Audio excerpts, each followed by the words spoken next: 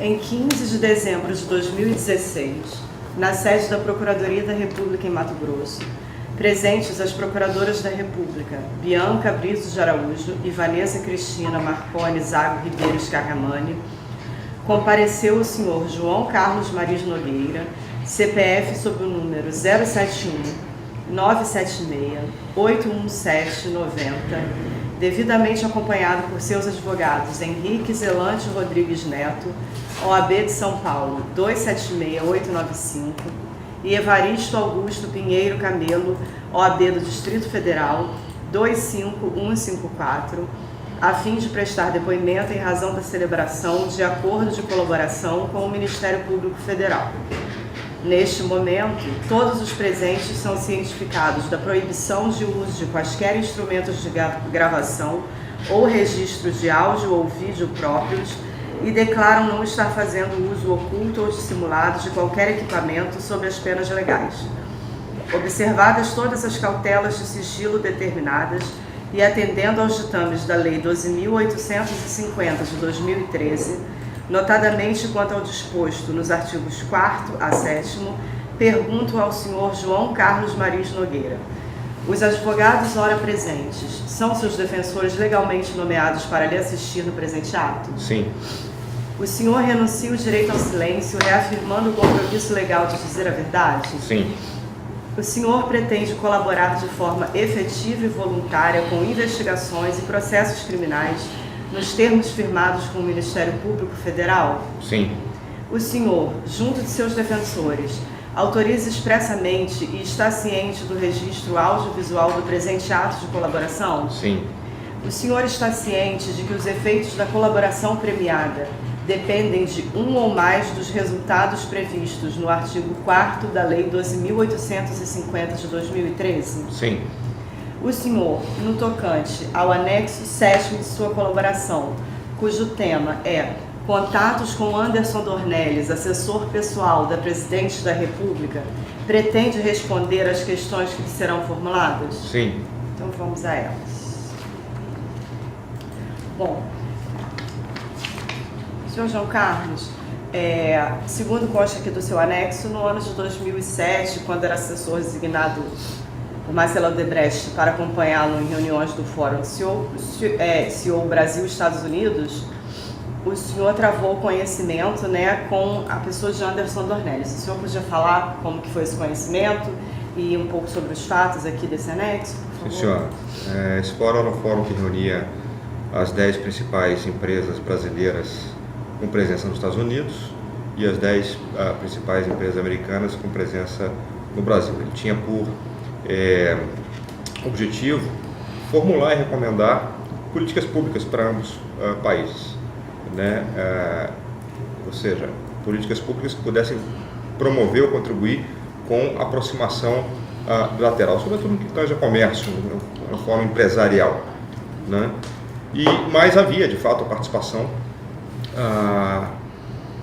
da parte brasileira do Ministério do Desenvolvimento e do Comércio, da Casa Civil, além da Presidência da República, na liderança do Fórum, e as contrapartes americanas, Departamento de Comércio, Casa Branca, enfim, e outros ministérios também participaram ou passaram a compor o Fórum ao longo da sua existência, notadamente o Departamento de Energia americano e o Ministério de Minas e Energia do Brasil. Por que eu estou fazendo essa explicação? Porque é o seguinte, a ministra Dilma Rousseff começou a participar do Fórum, primeiro como, na época ministra, primeiro como ministra de Minas e Energia, que existia uma pauta energética, por assim dizer, temas relacionados à energia, a cooperação energética, melhor dizendo, entre os dois países. Depois ela continuou participando do Fórum como ministra-chefe da Casa Civil, depois naturalmente como presidente da República. E o Anderson acompanhava a presidente nessas funções. Ele ocupava o cargo de assessor? Assessor. Então, de fato, eu era assessor e suplente do Marcelo, ele era assessor da primeira ministra de Minas e Energia, depois ministra da Casa Civil, depois presidente. Nós travamos contato profissional, de convivência no ambiente do Fórum. Não só no Fórum, mas também houve várias oportunidades em que missões empresariais foram montadas para acompanhar as visitas presidenciais aos países, enfim, no nosso caso, nós participávamos das missões empresariais que acompanhavam a presidente em visitas a países onde nós tínhamos operações. Então, nessas missões presidenciais, as missões empresariais que acompanhavam as missões presidenciais, ou as visitas presidenciais, eu também interagia naturalmente com o Anderson. Mas, enfim, uma outra função, ou um outro relacionamento, por assim dizer, uma outra interação que havia com o Anderson era porque, muito em função dessas visitas, enfim, presidenciais, eu ajudava a compor, participava da redação de notas, né, sobre as nossas operações, né, nesses países, notas técnicas, né, sobretudo a respeito das exportações brasileiras que envolviam nossos projetos, dos empregos gerados no Brasil, né, pelos nossos projetos, né, mesmo, enfim, sendo projetos em outros países, né, a geração de empregos no Brasil em função dos bens e serviços que são produzidos no Brasil para exportação, para abastecer esses projetos, né, enfim, informações que compunham notas técnicas que eram enviadas pelo Marcelo para a presidente Dilma Rousseff, muitas vezes via Anderson Dornelles. Isso era um procedimento normal. Enfim, os próprios ministérios de assessoria internacional da Presidência da República pediam essas notas, o Ministério do Desenvolvimento do Comércio pedia, o Itamaraty pedia, a assessoria internacional pedia, né, para brifar, para compor uma espécie de dossiê de briefing da presidente, né, antes das visitas, né, e essas notas eu também mandava para Marcelo, combinava com o Marcelo mandava direto para... Através do Anderson. Então, assim, com a ascensão de cargos da presidente, esse contato com o Anderson foi sendo, assim, vamos dizer, valorizado, né? Sim. E passou a ficar mais próximo o contato com... Eu não sei se, não diria mais próximo, porque sempre houve, né, desde o fórum, sempre houve, assim, uma interação, né? Mas sem dúvida, na medida em que o acesso, por assim dizer, se torna mais restrito, o canal de comunicação é mais valorizado, sem dúvida. Entendi. Então aqui consta, nessa sequência, né, o relato da redação dessas notas técnicas que foram feitas a pedido do Marcelo Odebrecht, né, com essas informações que eram passadas através do Anderson para a já presidente nessa época, né, Dilma Rousseff. Ela dava algum retorno para vocês ou não? Ela recebia e fazia uso desse material nessas viagens? Às vezes, quando eu me lembro de uma vez ou outra ter havido alguma dúvida em relação à redação, né, e consultas assim, muito pontuais. O que quer dizer isso? Né, e explicações pontuais para o texto ficar mais claro. Sim, né? Era um material institucional da Odebrecht, sim, isso. Material informativo, né? Uma atualização dos projetos em curso. Era comum que outras empresas fizessem isso também? Era comum, sim, e nesse caso eu me lembro que havia muito cuidado, porque a presidente parecia muito estudiosa, gostava de ler tudo, saber tudo no detalhe, então havia muito apuro, muito cuidado no preparo dessas informações, para ela estar bem brifada. Entendi. E aí aqui na sequência do anexo do senhor, o senhor pontua que já na época de junho de 2005, né, na primeira quinzena, né, o Marcelo Odebrecht teria solicitado que o senhor procurasse o Anderson a fim de que transmitisse um recado para então o presidente Dilma Rousseff. Isso foi de fato o que eu entendi, né, foi o que eu inferi pela comunicação, né, isso foi, se eu não estou enganado, na primeira quinzena de junho, né, se eu não estou enganado foi esse o período. O Marcelo me procurou pedindo que eu acionasse o Anderson. A gente está falando dessa primeira quinzena de 2015, né? De junho de 2015, né? Que eu acionasse o Anderson, né? Porque ele gostaria de encontrar o Gilles, né? Um encontro com o Gilles. O Gilles era o secretário executivo, né, da presidência, não era isso? Chefe de gabinete. Chefe de gabinete. Né? Chefe de gabinete.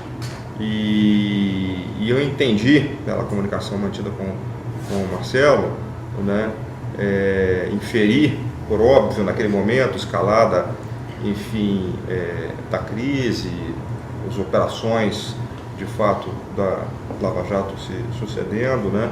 Eu inferi e entendi que o assunto poderia ser esse, de fato, pela ansiedade do Marcelo de encontrar, pela emergência, né? Mas aí eu, de fato, entrei em contato com o Anderson. O Anderson disse que ia checar, depois retornou dizendo que o Gilles não estaria em Brasília nesse período.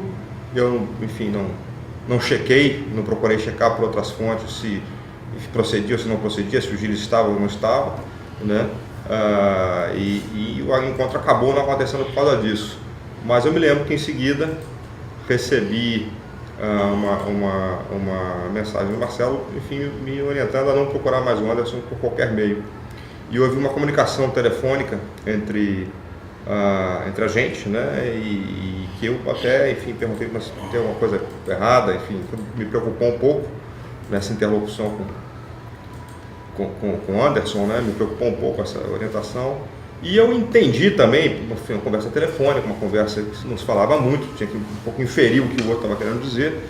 Entendi pela conversa com o Marcelo que era para evitar a exposição.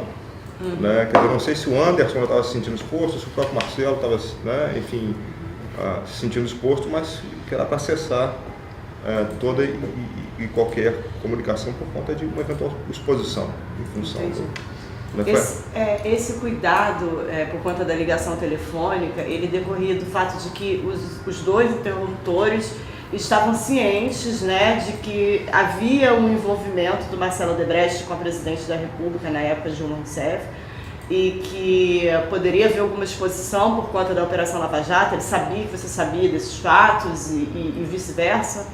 Não, o que eu posso afirmar, o que eu posso dizer para a senhora, assim, no meu entendimento, Marcelo se reuniu por vezes, muitas vezes, com a presidente da República, constando em agenda oficial, enfim, havia interlocução entre ambos. Naquele momento, Marcelo buscava de maneira assim, ansiosa, um pouco emergencial, né, assim, com pressa de encontrar o Gilles. Né? Eu entendi que naturalmente era para passar um recado para a presidente. Estar com o Gilles era, enfim, que era o chefe de gabinete da presidenta, era para, enfim, manter uma interlocução que fosse de ciência da presidente, que eu entendia, né?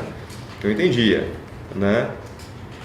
Então, primeiro houve esse pedido para acionar, né? Enfim, acionar o Anderson, para o Anderson tentar marcar com o Gilles.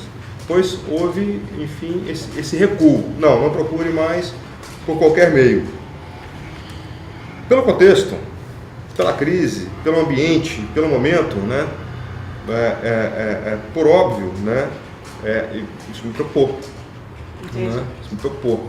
E, em função disso, eu depois houve alguma coisa errada, perguntei, né? Ele falou, não procure, e eu entendi que era por conta dessa exposição. Entendi.